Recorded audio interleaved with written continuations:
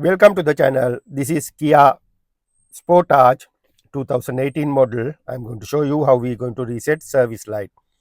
If your vehicle has like this steering, you can apply for your car also well.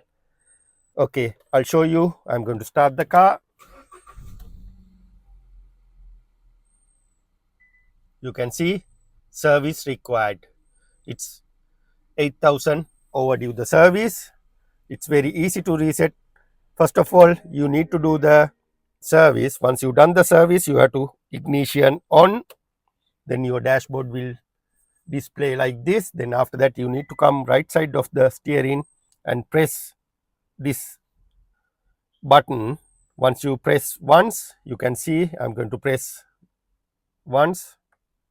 You can see it's came to the this menu. If you came to the other menu, you can scroll down from here and you can find out this service required menu. Once you come to the this menu, you have to press and hold this OK button until it will change the display.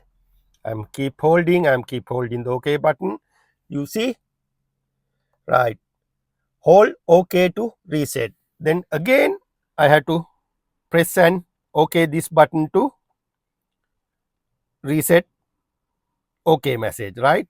Once you see this message, press and hold OK, right? You can see it came to the 10,365 days. Then after that, I'm going to switch off and start the car.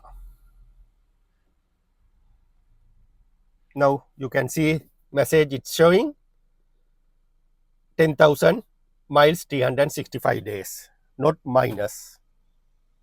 Right, now you know how to reset your oil service light.